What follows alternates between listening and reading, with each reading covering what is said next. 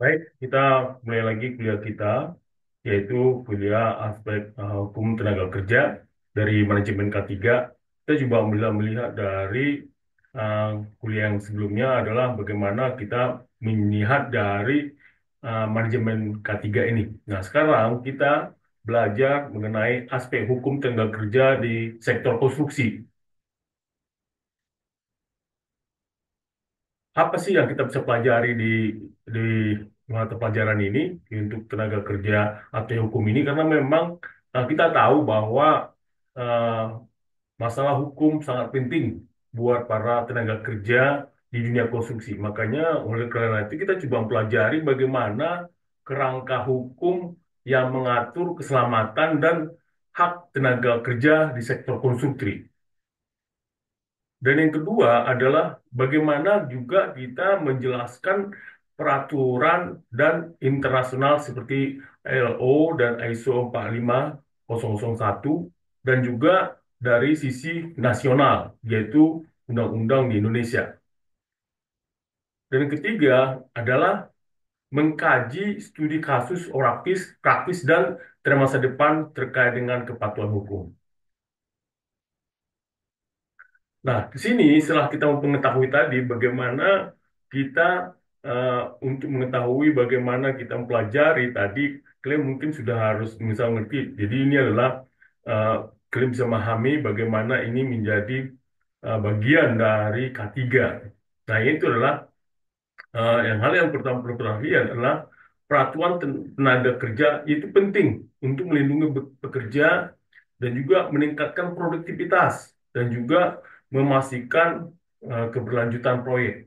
Nah, kalian tahu bahwa memang kalau beberapa kali saya utarakan bahwa memang orang-orang yang sering tidak dilindungi sama dilindungi sama hukum, mereka itu tidak nyaman. Nah, ini dengan adanya perlindungan hukum ini, aspek hukum ini, tenaga kerja bisa menjadi meningkatkan produktivitasnya karena dia juga mengetahui persis apa yang harus dilakukan sama dia.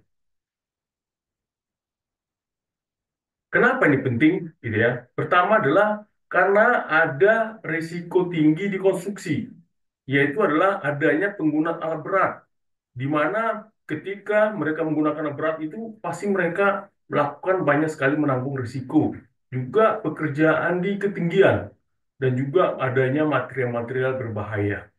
Dan di sini juga penting adanya peran hukum, yaitu adalah melindungi pekerja dari praktik tidak tidak aman dan juga mendefinisikan kewajiban antara pemberi kerja dan pekerja. Contohnya adalah ketika terjadi ada di insiden di Rana Plaza yaitu di Bangladesh akibat pelanggaran keselamatan. Nah, ini bisa terjadi. Jadi ketika terjadi ada pelanggaran keselamatan, ini kepada siapa mereka? Mereka tidak tahu pekerjanya siapa yang nanggung. Nah, dengan adanya hukum yang ada di sini, jadi mereka bisa terlindungi dari sisi hukumnya. Juga kita mengetahui bagaimana referensi yang kita gunakan. Jadi referensi ada dua. Pertama adalah referensi internasional, yaitu kita menggunakan ICO, yaitu 45001, yaitu Sistem Manajemen Kesehatan dan Keselamatan Kerja. Juga di Konvensi ILO nomor 155 dan nomor 187. Dan juga referensi nasional yaitu Undang-Undang Nomor 1 Tahun 1970 yaitu keselamatan kerja dan Undang-Undang Nomor 13 Tahun 2003 yaitu tentang ketenaga kerjaan. Nah, ini yang kita bisa pelajari bagaimana hierarkis dari undang-undang itu sendiri. Jadi undang-undang itu sendiri dapat kita lihat di sini adalah adanya jenis hierarki dari sisi undang-undang maupun bagaimana sampai pelaksanaannya. Jadi yang tertinggi itu adalah Undang-Undang Dasar sampai kepada Perda Kabupaten dan juga Kota Madya. Ini adalah hierarkis daripada undang-undang. Jadi undang-undang dasar paling tinggi baru MPR, baru undang-undang, baru PP, baru Perpres, baru perda provinsi, baru perda kabupaten atau kota. Inilah hukum. Jadi kita harus mengetahui bagaimana uh, hierarkis daripada hukum itu sendiri. Nah, kita lihat bahwa memang statistik risiko di sektor konstruksi cukup tinggi.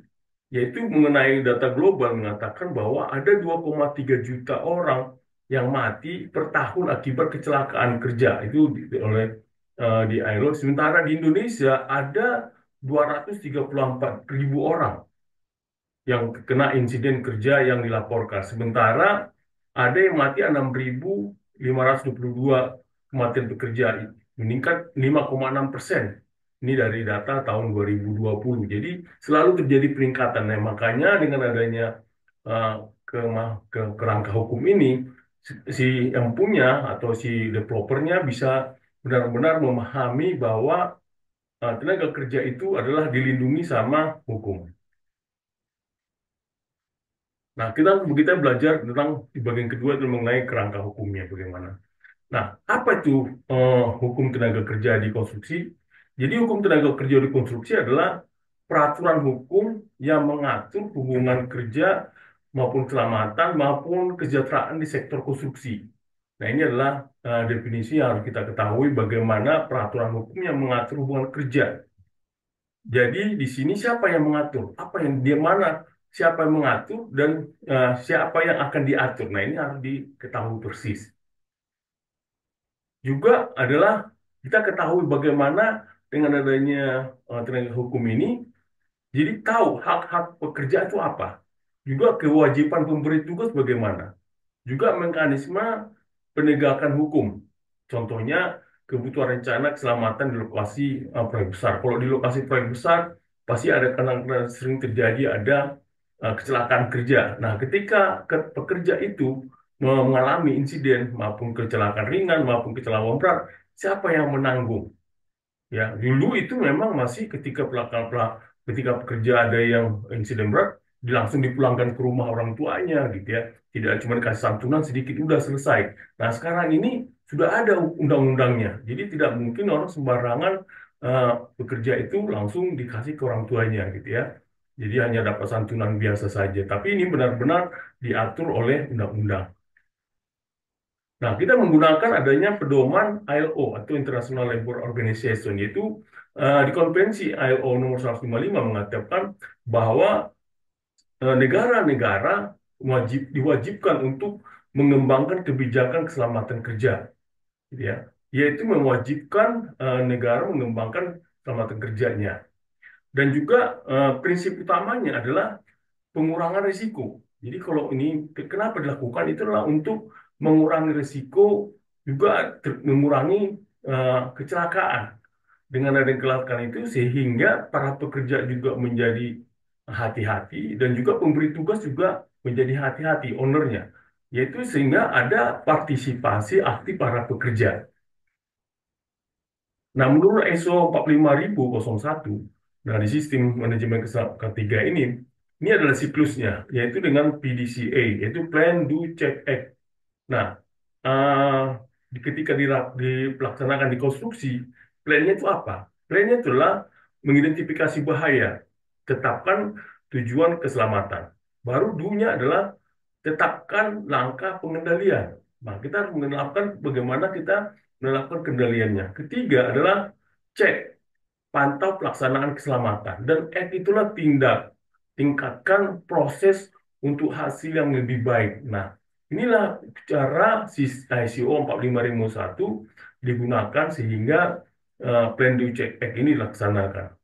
Sehingga penerapannya di konstruksi itulah contohnya ada audit reguler pada penggunaan scaffolding. Contoh pada saat penggunaan scaffolding itu harus digunakan supaya ketika para pekerjanya menggunakan scaffolding tiba-tiba nggak rubuh. Kalau rubuh langsung jatuh, ketimpa tangga, ketimpa segala macam. Ada yang luka ringan, luka berat, dan juga ada sampai luka mati, kematian. Nah, ini harus dicek. Cara ini adalah menggunakan sistem ketiga untuk sesuai dengan 45001, yaitu adalah Plan, Do, Check, dan Act, PDCA. Nah, kerangka hukumnya tentang di K3 untuk di tingkat nasional yaitu terkait dengan yang undang-undang yang terkait adalah namanya Undang-Undang Nomor 1 1970, yaitu dasar hukum K3-nya. Sementara Undang-Undang Nomor 13 tahun 2003 adalah hukum ketenaga kerjaan secara umum. Jadi di sini jelas bahwa semua tenaga kerja itu sudah dilindungi sama pihak hukum. Dan juga adanya pengawasan pemerintah di mana peran Kementerian Ketenagakerjaan itu menjadi lebih besar gitu ya. Jadi selalu ada untuk melihat apakah sudah dilakukan belum uh, mekanisme untuk keselamatan tenaga kerja. Dan juga di sini akan ada inspektur ketenagakerjaan dalam menilai dan kepatuhan ya. Sini mereka melihat, menginspeksi apakah sudah patut apa belum. Jadi kecelakaan kerja yang terjadi sekarang itu sudah mulai menurun karena pemerintah sangat aktif untuk bisa menginspeksi dan juga mengawasi semua keselamatan kerja yang ada di Indonesia ini. Nah, apa yang hak-hak utama pekerja itu adalah hak utamanya adalah mereka perlu adanya lingkungan kerja yang aman, juga adanya pelatihan keselamatan kerja, juga kompensasi untuk cedera atau kematian akibat kerja. Nah, ini adalah hak-hak yang diterima oleh para pekerja ketika mereka bekerja di dalam satu pekerjaan proyek konstruksi. Nah, kewajibannya pemberi kerja adalah menyediakan alat pelindung diri, jadi atau APD. Jadi APD itu disediakan oleh siapa? Disediakan oleh pemberi kerja, bukan dibeli sama para pekerjanya. Nah, ini harus kita ketahui. Di sinilah kita mengetahui bahwa pekerja itu dilindungi. Jadi APD itu disiapkan oleh siapa? Oleh pemberi kerja, bukan eh, oleh oleh pekerjanya. Nah, ini kita bisa lihat hak-hak kewajiban pekerja dalam Undang-Undang Nomor 170 terdapat di dalam pasal 12 ini adalah hak-hak dan kewajiban yang kalian bisa lihat di situ. Contohnya memberi keterangan yang berbenar, memakai alat pelindung diri, memenuhi dan mentaati semua syarat keselamatan kerja, juga meminta para pengurus akan laksanakan juga ada menyatukan menyatakan keberatan kerja pada pekerjaan. Jadi si pekerja itu juga ada bisa menyatakan keberatan pekerja apabila dia tidak mampu untuk melakukannya. Contohnya adalah seseorang yang tidak bisa di dalam ketinggian. Dia harus bicara kepada manajernya bahwa dia tidak bisa kerja di ketinggian. Kalau di ketinggian bisa langsung drop. Nah, kayak gitu harus mulai dilindungi dan dia harus dikerjakan, tidak boleh dipekerjakan untuk dikerja di daerah tempat tinggi. Contohnya demikian. Contohnya di proyek MRT Jakarta. Jadi di sini ada masalah penundaan akibat kurangnya pelatihan keselamatan kerja. Dengan adanya penundaan pelatihan yang ada di sini, sehingga eh, harus makanya selalu ada kecelakaan kerja sehingga apa yang harus dilakukan yaitu makanya mereka harus menggunakan ISO 45001 dan juga pelatihan rutin supaya supaya para pekerjanya itu aman terhadap keselamatan mereka sendiri. Nah, kewajiban pemberi kerja apa? Kewajiban utamanya adalah melakukan penilaian risiko sebelum bekerja. Jadi setiap pekerja seseorang pemberi kerja sudah harus melakukan penilaian. Penilaian risiko apa yang dilakukan? Risiko-risiko apa? Kalian sudah belajar bagaimana untuk mendapatkan risiko. Apakah risiko tertinggi, sedang, atau rendah. Nah, di situ mereka harus mengetahui mana risiko tertinggi. Ketika dia menggunakan ada risiko tertinggi, dia harus tahu benar bagaimana itu supaya tetap terlaksana dengan bagus. Juga menyediakan asuransi kesehatan untuk pekerja. Nah, ini penting. Banyak orang tidak memperlihatkan ini bahwa para pemberi kerja atau pemberi kerja itu harus mengasuransikan para pekerjanya. Nah, di sini harus diketahui bahwa memang pekerja itu sudah diasuransikan ketika terjadi ada kecelakaan atau apapun, mereka sudah diasuransikan dan juga memastikan kepatuhan ketiga dalam subkontrak. Nah, di subkontrak ini, para subkontraktornya juga harus mematuhi K3 itu harus dipastikan oleh pemberi kerja. Nah, kontraktor utamanya harus mengetahui bahwa subkontraktornya juga mentaati K3-nya. Contohnya, Nah, denda pada pengembang besar di Jakarta akibat pelanggaran K3 ini pernah dilakukan bahwa memang ketika subkontraktornya itu tidak menerapkan K3, si main kontraktornya melakukan denda kepada subkontraktornya. Nah, ini bisa dilakukan untuk pembelajaran bahwa subkontraktor itu juga harus mentaati dari tentang tenaga kerja-kerjanya. Nah, tantangannya apa? Tantangannya adalah adanya hambatan kepatuhan, yaitu kurangnya budaya keselamatan di kontraktor kecil. Nah, ini ketika di kontraktor kecil, memang kita bisa lihat masih banyak orang tidak menggunakan APD, karena memang mereka belum care terhadap itu. Siapa yang kena membiayai untuk APD-nya itu sangat mahal. Juga terbatasnya sumber daya untuk mematuhi hukum. Nah, solusinya tentu harus akan dilakukan adanya platform pelaporan digital. Nah, ini ketika ada platform pelaporan digital ini, setiap orang akan melaporkan kepada institusi, umpamanya kepada pemerintah, gitu ya, bahwa ada pelanggaran-pelanggaran dilakukan oleh si subkontraktor A atau kontraktor B atau bagaimana, sehingga nanti pemerintah akan datang untuk melakukan tindak lanjutnya. Nah, tentu juga dilakukan inspeksi tenaga kerja yang lebih intensif. Nah, ini dengan ada inspeksi tenaga kerja intensif, orang mereka semua yang ada para pekerja itu akan taat ketika pada saat melaksanakan pekerjaan itu APD selalu digunakan. Nah, dampak teknologi pada kepatuhan itu apa? Tentu akan adalah namanya alat bantu, alat baru ini kan bangsa depan ini. Bisa jadi nanti orang yang mengangkat bendera seperti foto yang sebelah ini, dia sudah pakai kacamata helm dengan menggunakan AI, ketika dia juga menggunakan robot, sehingga dia bisa em, sangat terjaga gitu ya.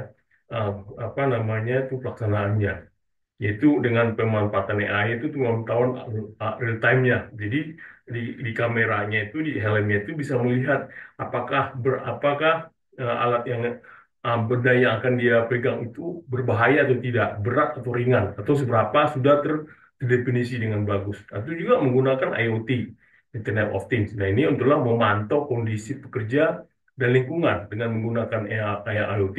Setiap orang yang ada di situ itu menjadi lebih aman dan dia terpantau lebih bagus. Contohnya adalah program keselamatan berbasis AI di Singapura. Jadi Singapura itu sudah menggunakan hal ini, jadi menggunakan artificial intelligence untuk keselamatan kerja. Karena dengan adanya ini mereka bisa menjadi pekerjanya itu menjadi merasa nyaman dan juga tingkat kecelakaan kerjanya menjadi sangat minim karena sudah sangat diketahui apa hal-hal yang akan dilakukan, dan apabila itu memang berbahaya itu akan menandakan di helmnya atau di kacamatanya atau apapun sudah mengalukan ada alert, yaitu mungkin melihat warna merah atau kuning atau hijau segala macam yang ada di situ, sehingga bisa mereka mengetahui persis bagaimana melakukan dan juga bertindak. Nah, ada regulasi keselamatan kesehatan. Regulasi apa sih yang digunakan? Kenapa penting ada regulasi ini di kesehatan konstruksi? Karena memang uh, itu adalah adanya risiko utama, yaitu adalah cedera dan alat berat. Karena ketika menggunakan alat berat ini, nah itulah risikonya. Dia harus punya sertifikat, dia harus betul mengetahui bagaimana untuk melaksanakan alat beratnya, dengan mengoperasikan alat beratnya. Kesalahan sedikit, dia menjadi fatal. Dan ini juga adanya penyakit akibat paparan debu atau bahan kimia. Dan dampaknya itu adalah pertama pasti kehilangan nyawa kalau di sangat besar ya. Kedua, adanya penundaan proyek. Jadi ketika dia terjadi ada kecelakaan kerja, itu proyek jadi tertunda. Dan tanggung jawab hukum pemberi kerja. Dan ini harus ada tanggung jawab hukum juga kepada pemberi kerja sehingga para pekerjanya itu tadi merasa nyaman. Nah, ini adalah hierarkis pengendalian risiko. Nah, ini selalu kita lakukan ya. Ada 5 hierarkis inilah yang sering kita lakukan. Yang pertama adalah eliminasi bahaya. Kedua adalah substitusi, yaitu metode kerja yang lebih aman. Baru ketiga adalah pengendalian teknis, misalnya penghalang itu apa. Baru keempat, aturan antisipasi, misalnya pelatihan. Baru kelima, baru adalah APD sebagai alat terakhir. Jadi ini adalah cara hierarkis pengendalian risiko yang harus dilakukan. Dan ini kalian harus lakukan juga di dalam tugas kalian untuk mengendalikan risiko. Pengendalian risikonya inilah 5 hierarki di sinilah yang dilakukan. Apakah eliminasi bahaya yang sudah dilakukan, apakah substitusi metodenya, baru pengendalian teknisnya, baru aturan dan administrasi ada tidak, baru APD ada atau tidak, gitu ya. Ini adalah hierarkis yang kalian sudah lakukan di tugas kalian. Nanti tugas kalian itu nanti minggu depan, eh, Pada saat ketemu, klien sudah bisa sampai dengan penilaian risiko. Nanti sampai dengan JSA-nya. Nah, praktik penilaian risiko ini tuh ada tiga langkah yang kalian harus tahu. Yaitu pertama adalah mengidentifikasi bahaya, misalnya scaffolding tidak stabil. Yang kedua, analisis tingkat keparahan dan kemungkinannya. Nah, ini kalian harus lihat tingkat keparahannya berapa, kemungkinannya berapa. Baru ketiga, terapkan langkah pencegahan. Nah, ini adalah dilakukan langkah pencegahannya. Nanti kalian setelah melakukan risiko, langkah pencegahannya apa? Nanti tugas kalian itu adalah juga setelah itu langkah pencegahan apa yang dilakukan. Nah, itu nanti akan ada tertulis di JSA-nya. Juga partisipasi pekerjaan dalam manajemen keselamatan.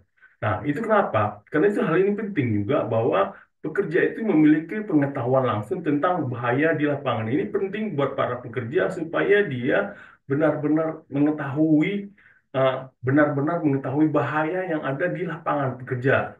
Jadi orang-orang yang berpengalaman lah yang akan dimasukkan dalam pekerjaan. Contohnya ketika melakukan pekerjaan terowongan, pekerjaan di dalam ketinggian, atau pekerjaan yang mengandung berbahan kimia atau radioaktif, dan dia harus mengetahui gitu ya, supaya apa? Supaya dia juga menjaga keselamatan kerjanya juga. Contohnya adalah peran serikat pekerja dalam mempromosikan audit keselamatan di proyek besar. Nah, ini dibutuhkan bahwa di serikat kerja itu jangan hanya demo-demo aja, tapi juga mereka juga memperhatikan tentang keselamatan kerja mereka. Supaya apa? Supaya mereka juga pada saat pelaksanaan itu lebih aman dan nyaman. Nah, tantangan apa sih yang kita perlu lihatkan sini di dunia konstruksi ini, yaitu adalah selalu ada pertanyaan, mengapa tantangan keselamatan tetap meskipun ada hukum dan tentang kerja, yaitu karena apa? Karena memang ada kondisi lokasi yang tidak terduga, seperti cuaca buruk, selalu muncul itu. Cuaca buruk dan juga kurangnya pelatihan keselamatan bagi pekerja. Dan juga tekanan tenggat waktu yang memaksa pengambilan jalan pintas. Nah, ini sering dilakukan para pekerja yang tidak mau. Seperti contoh yang saya lihat di gambar ini adalah bagaimana pembangunan jembatan tuh jembatan di sini roboh, gitu ya, tertimpa besi, kerangka besi.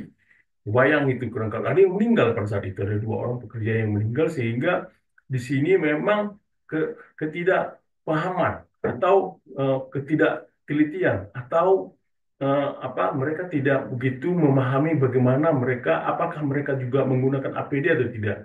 Kalian bisa lihat di sini di gambar ini, sebagian orang itu memang tidak menggunakan APD. Nah, kita bisa melihat dari eliminasi tadi, dari langkah-langkah apa yang kita lakukan ketika kita menggunakan eh, memakai apa, keselamatan kerja ini.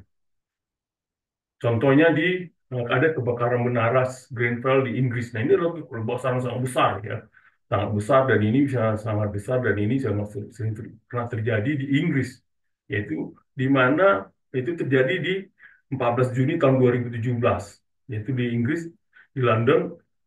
Penyebabnya adalah penggunaan bahan cladding atau penutup bangunan yang mudah terbakar. Nah, ketika ketika cladding itu, ternyata cladding itu adalah mudah terbakar, gitu ya. Dan itu mungkin mereka tidak tahu. Jadi sepanjang kayak fasetnya itu sendiri kebakaran semuanya. Ada sini kegagalan hukum, yaitu adanya ketidakpatuhan terhadap kode keselamatan kebakaran. Juga adanya penilaian risiko yang tidak memadai terhadap bahan bangunan. Jadi ketika ketika bahan bangunan itu tidak lakukan risikonya, ternyata risiko itu mengandung apa, eh, sangat mudah terbakar. Nah, pelajaran yang bisa kita pelajari di sini, yang kita petik adalah bahwa pentingnya kepatuhan material terhadap regulasi keselamatan dan juga penegakan ketat terhadap kode bangunan. Nah, di sini harus benar-benar para desainer atau para pekerja ini sudah melihat risiko-risikonya, termasuk tadi material yang mudah terbakar. Mungkin sebagai material mereka nggak tahu ketika desainernya menggunakan material itu. Nah, ketika terjadi, mungkin ada pemicu sedikit dan akhirnya itu terjadi kebakaran yang sangat hebat. Nah, ini adalah apa namanya, eh, kalian bisa lihat di apa, di internet. Ya, judulnya adalah How the Tragedy Unfolded in Grenfell Tower ini, bahwa di situ memang banyak sekali yang meninggal gitu ya, kejadian di situ. Kita bisa lihat gambarnya.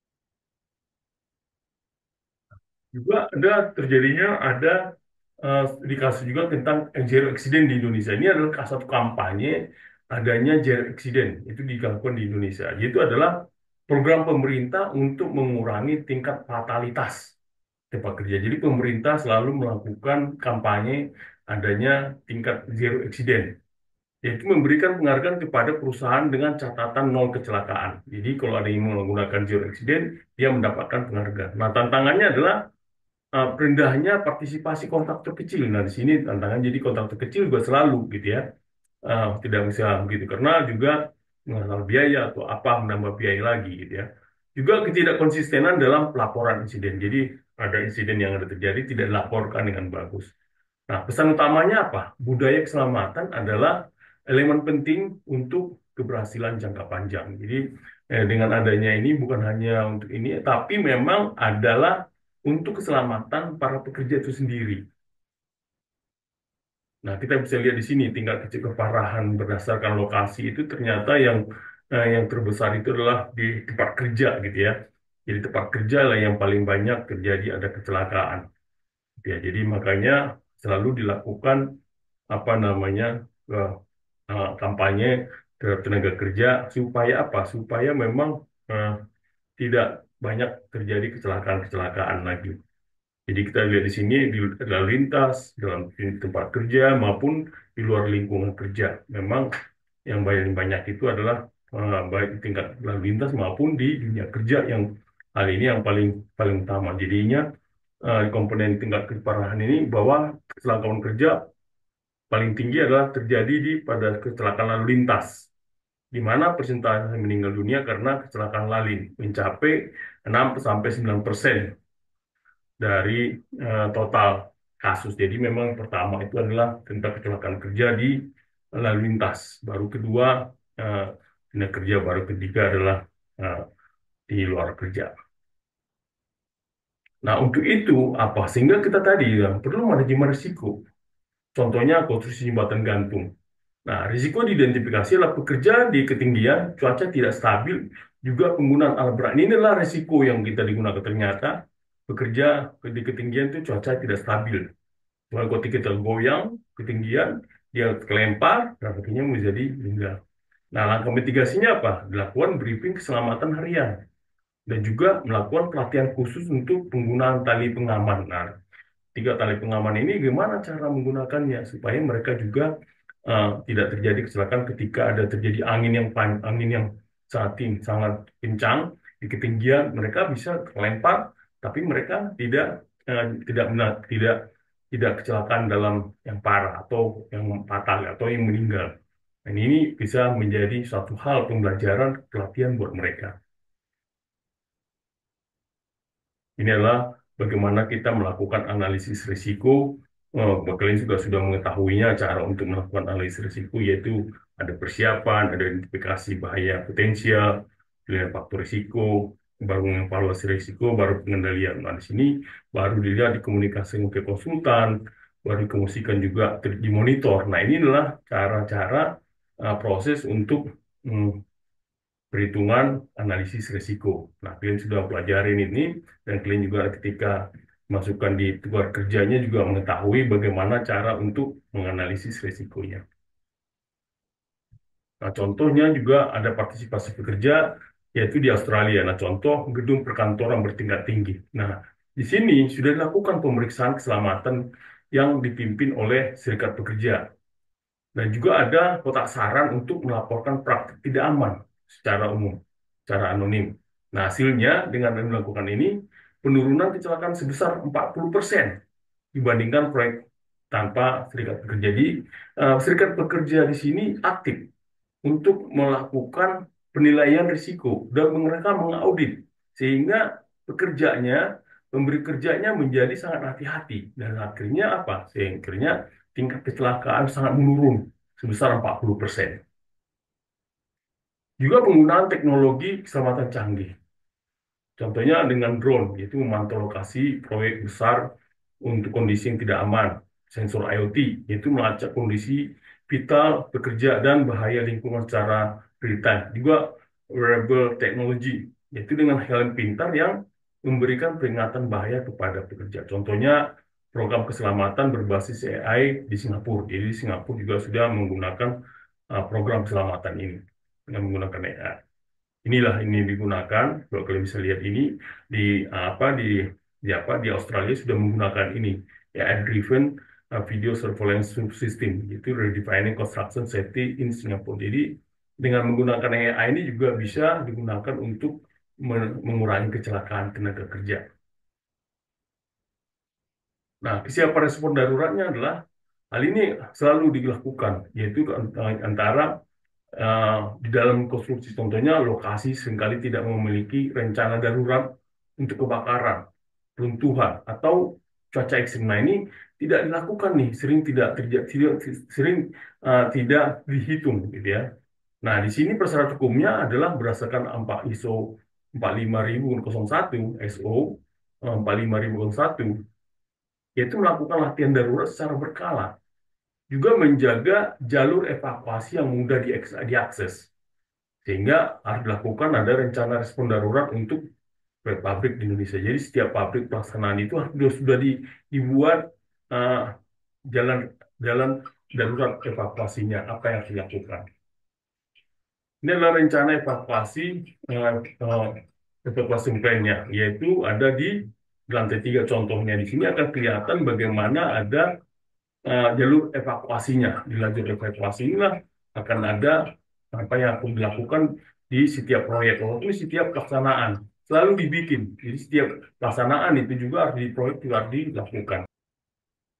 Nah, sekarang kita bisa melihat apa sih kewajiban keselamatan untuk kontraktor dan juga subkontraktor. Nah, di sini pada saat kontraktor maupun subkontraktor juga punya kewajiban, gitu ya, yaitu adalah kecelakaan kerja. Kenapa? Karena memang banyak kecelakaan kerja terjadi dengan tenaga kerja subkontraktor karena kurang pengawasan. Jadi subkontraktor juga harus benar-benar mengikuti program ini, di mana kontraktor utama wajib memastikan subkontraktornya mematuhi standar keselamatan kerja yang sama.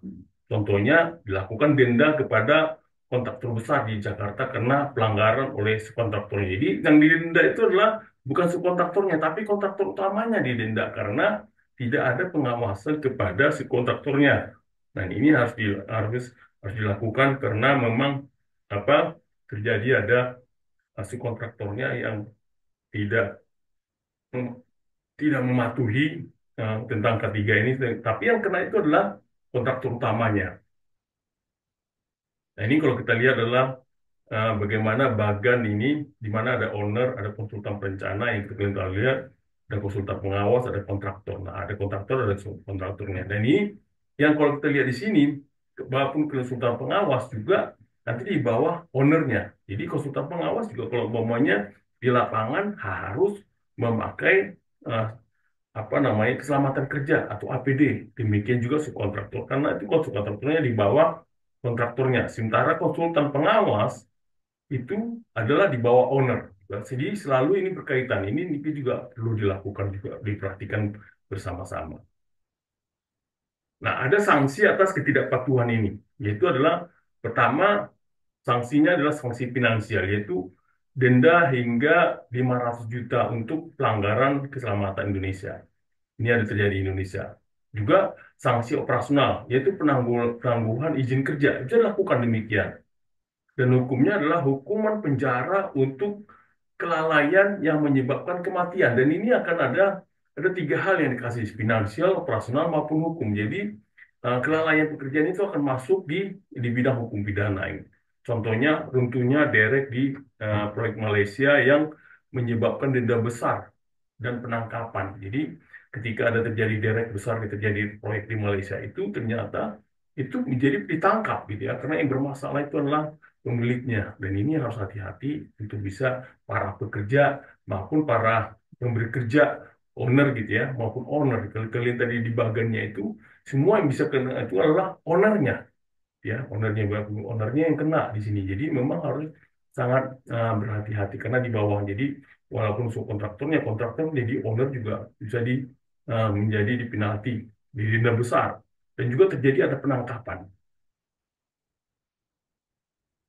juga di Stadion Olimpiade Tokyo tahun 2020. Nah, ini adalah satu contoh yang bagus di mana infrastruktur multimiliar dolar yang selesai tanpa fatalitas. Jadi di sini ketika mereka menggunakan di Olimpiade Tokyo ini tanpa ada kecelakaan, gitu ya, tanpa ada fatalitas. Jadi ini sangat bagus. Kenapa? Karena memang adanya kepatuhan ketat terhadap standar ISO 45001. Mereka sangat ketat untuk melakukan ini. Juga adanya audit keselamatan harian menggunakan daftar pekerja digital dan juga komunikasi transparan di antara semua pemangku kepentingan. Jadi ada komunikasi yang transparan antara pemangku kepentingan yang ada di situ. Ini adalah contoh gambarnya di Olimpiade Tokyo ini. Kita lihat di sini sangat besar seperti ada di GIS gitu. Dan ini menggunakannya tanpa ada kecelakaan fatalitas. Dan ini sangat benar, sangat contoh yang bagus, di mana semuanya, karena mereka benar-benar menerapkan standar ISO 45001. Nah, peran komite K3 juga sangat dibutuhkan. Kenapa? Ini adalah satu kelompok proyek konstruksi yang bertanggung jawab atas pengawasan keselamatan. Juga eh, fungsi utamanya adalah melakukan inspeksi lokasi secara berkala, juga meninjau laporan insiden dan merekomendasikan tingkat korektif. Jadi di sini adalah satu komite inilah yang rutin melakukan inspeksi untuk keselamatan kerja. Nah, dasar hukumnya adalah contohnya di Indonesia yaitu wajib berdasarkan SMK 3 dan juga satu hal yang sangat penting gitu ya. Ini adalah satu struktur komite kerja yang ada. Saya ambil contohnya di sini ada direkturnya, ketuanya, wakil ketua, sekretaris, ada komite subkomite keamanan, subkomite pelayanan kesehatan, subkomite B3, subkomite proteksi, subkomite peralatan, subkomite utilitas, dan juga subkomite pelaksanaan bencana. Nah, ini ada semua. Ini adalah salah satu komite-komite lah berfungsi untuk melakukan inspeksi di konstruksi. Dan ini adalah satu ada struktur tersendiri. Juga memantau kepatuhan melalui audit. Nah, ini dengan audit inilah kita lakukan, yaitu dengan contoh audit internal maupun eksternal. Nah, internal itu dilakukan untuk oleh manajemen proyek. Jadi manajemen proyek itu melakukan audit internal dan juga eksternalnya dilakukan oleh agen pemerintah atau pihak ketiga. Nah, praktik terbaiknya adalah gunakan alat digital untuk pemantauan real time. Jadi memang ini dibutuhkan untuk apa alat digital, yaitu melibatkan pekerja dalam proses audit. Contohnya audit bulanan pada proyek bendungan di Sumatera. Jadi selalu dilakukan audit ini untuk mengurangi tingkat eh, kecelakaan. Ini adalah salah satu dashboard yang di untuk secara digital, secara real time dilihat secara real time bagaimana tingkat keselamatan kerja di suatu proyek. Terima kasih semuanya. Semoga ini menjadi bahan pelajaran buat kalian dan nanti eh, akan dilakukan untuk dan ini bisa untuk bisa lakukan untuk tugas berikutnya kalian bisa memahaminya. Terima kasih.